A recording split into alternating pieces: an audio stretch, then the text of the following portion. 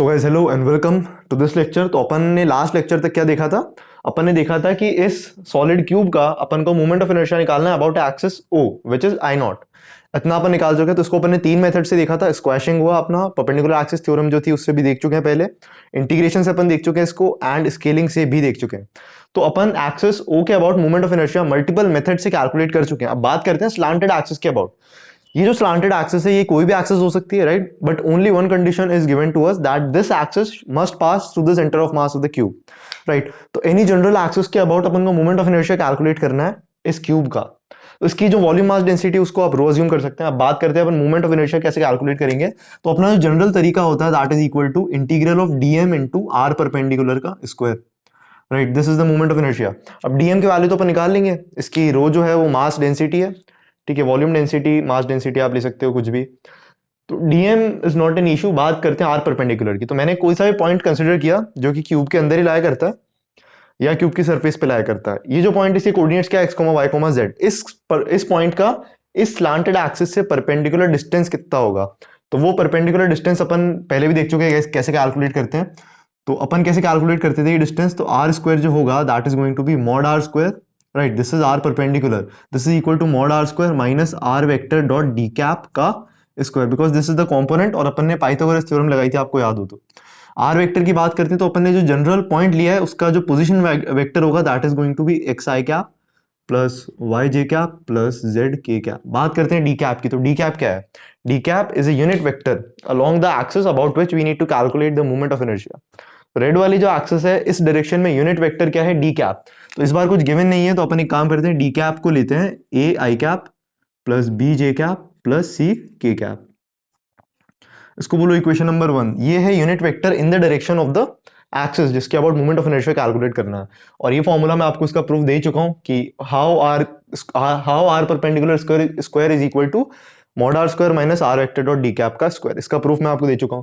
अब बात करते हैं अपन डी कैप और आर डॉट। तो r vector dot d cap की वैल्यू बताओ कितनी आएगी? इसकी वैल्यू आएगी a x, right? A x plus b y plus c z which comes out to be a scalar. Dot product हरदम क्या होता है? स्केलर होता है। तो अब बात करते हैं अपन आर परपेंडिकुलर के स्क्वायर की। तो मॉड आर स्क्वायर, तो मॉड आर स्क्वायर बताओ कितना होगा? That is going to be x square plus y square plus z square, है ना? And minus r vector dot d cap. तो r vector dot d cap की value है इतनी, तो ब्रैकेट में लिखो a x plus b y plus c z. इसका अपन को करना है स्क्वायर। तो अब इसको सिंप्लीफाई कर लेते हैं थोड़ा सा, ठीक है? तो एक्स स्क्वायर को कॉमन लेंगे तो बचेगा 1 माइनस ए स्क्वायर, ठीक है? एंड वाई स्क्वायर को कॉमन लेंगे तो सिमिलरली बच जाएगा 1 minus B square, and z square को कॉमन लेंगे तो बचेगा 1 माइनस सी स्क्वायर। अब यहाँ पे अपन को कुछ नजर नहीं आ रहा है। अब आगे कैसे प्रोसीड करेंगे अपन? तो देखो एक काम करते हैं अपन, ठीक है? इधर तक अपन पहुंचे, है ना? अब अपन ने अभी तक पूरा इसका स्क्वायर ओपन नहीं किया है, राइट? तो a प्लस बी प्लस सी, मतलब अगर तीन टर्म्स है तो उसका स्क्वायर क्या होता है? A square plus B square plus c square plus 2ab plus 2bc plus 2ac। तो 2ab xy का इंटीग्रल 0, 2bc yz का इंटीग्रल 0, 2ac xz का इंटीग्रल 0। क्यों? मैं आपको पहले बता चुका हूं कि हर एक डीएम एलिमेंट जो कि x y पे सिचुएटेड है उसके लिए एक और डीएम एलिमेंट एग्जिस्ट करेगा जो माइनस x y पे होगा, राइट? और वो उसका काउंटर पार्ट होगा, राइट? तो मैं आपको बता चुका हूं इनकी इमेजेस एग्जिस्ट करती हैं और सबका जो सिग्मा जो प्रोडक्ट होता है, प्रोडक्ट का जो सिग्मा होता है दैट इज 0। तो उस हिसाब से वो चीज 0 हो चुकी है। तो बचता है अपने पास सिर्फ ये। अब इसके अंदर अपन देखो सी को एलिमिनेट करते हैं सबसे पहले। तो जो अपनी यूनिट वेक्टर वाली इक्वेशन थी, यहां से एक चीज देखना बहुत इंपॉर्टेंट है, very important observation is that कि a square plus B square plus c square is equal to 1 because this is a unit vector. तो अपन कह सकते हैं कि 1 माइनस सी स्क्वायर की जो वैल्यू है that is going to be a square plus B square. तो एक वेरिएबल तो कम करते हैं, जितना हो सके उतना कम करते हैं वेरिएबल को। तो आर परपेंडिकुलर का जो स्क्वायर है that is going to be x square into 1 minus A square plus y square into 1 minus B square plus z square into a square plus B square.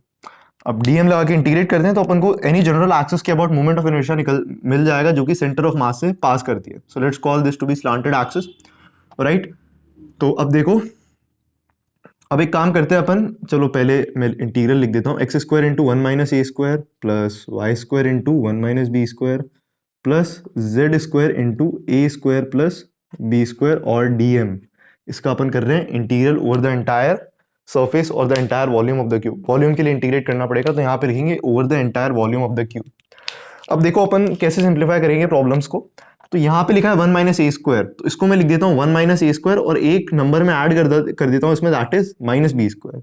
इस bracket को मैं लिख देता हूँ 1 minus B square और एक number और add कर देता हूँ माइनस ए स्क्वायर, ताकि दोनों में से ये चीज कॉमन आ जाए, 1 माइनस ए स्क्वायर माइनस बी स्क्वायर, है ना। तो थोड़ा बहुत अपन को मैनिपुलेशन करना पड़ेगा चीज को सिंप्लीफाई करने के लिए।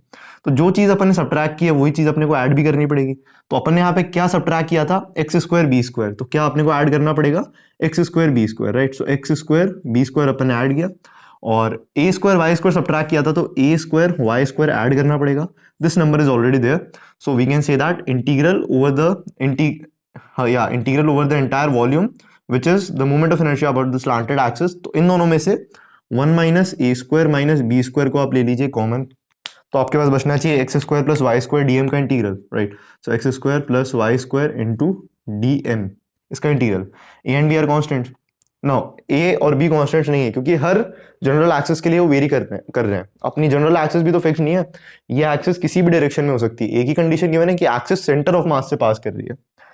इतना अपन ने लिखा, तो इन चीज को अपन एडजस्ट कर चुके हैं। अब बात करते हैं इस पूरे नंबर की। तो यार एक काम करो, तो देखो बी स्क्वायर यहाँ पे और बी स्क्वायर यहाँ पे है, तो दोनों में से बी स्क्वायर को कॉमन लेते हैं, तो क्या बचेगा अपने पास में, x square plus z square dm का इंटीग्रल, ठीक है। सिमिलरली अपन क्या कर सकते हैं, इसको भी एंटायर वॉल्यूम के लिए इंटीग्रेट करना है, वाई स्क्वायर को कॉमन लेते हैं यहाँ से, या ए स्क्वायर को लेते हैं। तो ए स्क्वायर को कॉमन लेंगे तो ब्रैकेट में बचेगा वाई स्क्वायर, प्लस ए स्क्वायर को कॉमन लिया तो ब्रैकेट में बचा था जेड स्क्वायर डीएम का integral over the entire volume, right. So this is the moment of inertia about slanted axis. काफी इंटरेस्टिंग प्रूफ है, पूरा मैथमेटिकल है, ठीक है।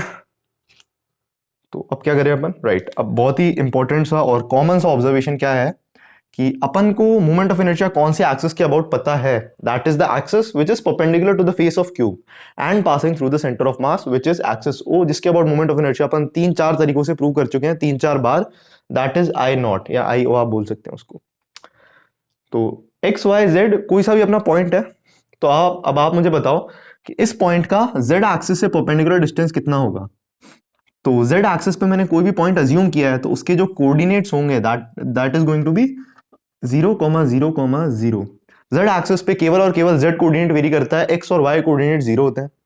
और मैं आपसे बोलता हूं any axis is parallel to z axis, जैसे अपन ने पैरेलल एक्सिस थ्योरम में किया था। जेड एक्सिस पे अपना सेंटर ऑफ मास था, मैंने एक पैरेलल एक्सिस अज्यूम की थी जो जेड एक्सिस के पैरेलल थी। तो जेड एक्सिस के पैरेलल जो एक्सिस है, पूरी एक्सिस पे एक्स और वाई कोऑर्डिनेट्स कांस्टेंट रहेंगे। यहाँ भी कांस्टेंट है, 0 है 0 है। वहां पे अपन ने क्या बोला था, एक्स नॉट है वाई नॉट है, कुछ भी हो सकती है एक्स नॉट वाई नॉट की वैल्यू। जेड वेरी कर रहा है तो उसको लिया अपन ने वेरिएबल जेड, तो वेरिएबल किसको लेंगे अपन, जेड को लेंगे, राइट। अब इन दोनों के बीच में डिस्टेंस फॉर्मूला लगाओगे तो ये जो डिस्टेंस है, ये डिस्टेंस कितनी आएगी, square root of x square plus y square. So this is r perpendicular dash, right, r perpendicular dash. तो इसका स्क्वायर करोगे आप तो ये चीज आपको मिलेगी। So this is nothing but d m r perpendicular का square from z axis, right. So this is what, this is I z, right. So I s जो है that is going to be 1 minus A square minus B square into I z, ठीक है। X square plus z square के लिए क्या होगा, I y, ठीक है। Y axis perpendicular distance x square plus z square का अंडर रूट, एक्स एक्सिस से y square plus z square का अंडर रूट, ठीक है। तो बेसिक कोऑर्डिनेट ज्योमेट्री जो मैं आपको एक्सप्लेन कर चुका हूं, तो B square into I Y plus A square into I x.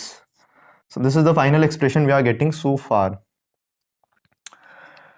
तो movement of inertia about slanted axis इतना है, और अपन जानते हैं कि I X is equal to I Y is equal to I Z and is equal to I naught, जो 4 तरीके से निकाल चुके हैं अपन 4-5 बार, that is found to be m l square by 6। तो a square plus B square, a square minus B square, और ये नेगेटिव मतलब माइनस ए स्क्वायर माइनस बी स्क्वायर, तो बचता है सिर्फ plus I z. So finally किसी भी जनरल एक्सिस के अबाउट जो मूवमेंट ऑफ इनर्शिया है that is going to be m l square by 6। So hence proved, right. Plus A square plus B square है ना, A square plus B square, और इधर minus ए square minus B square, total कितना हो गया, 0 हो गया। और इधर मैं आपको बता ही चुका हूं कि 2ab(xy) का इंटीग्रल 0, 2bc(yz) का इंटीग्रल 0, 2ac(xz) का इंटीग्रल 0, है ना। तो वो सब चीजों का भी एक्सप्लेनेशन आपको मैं दे चुका हूं। So very interesting question, very interesting example. इसको आपको याद रखना है किस तरह से होता है और क्यों होता है। आप ये प्रूफ याद रखें कि क्यूब का किसी भी जनरल एक्सिस के अबाउट मूवमेंट ऑफ इनर्शिया कितना होता है, ml square by 6 independent of the angle theta. Rectangular plate में आ रहा था डिफरेंट, तो रेक्टेंगुलर क्यूबॉइड है तो उसमें भी डिफरेंट आएगा। So that was all about this lecture. मिलता हूँ आपसे अगले लेक्चर्स में। So till then have a wonderful day ahead and thank you.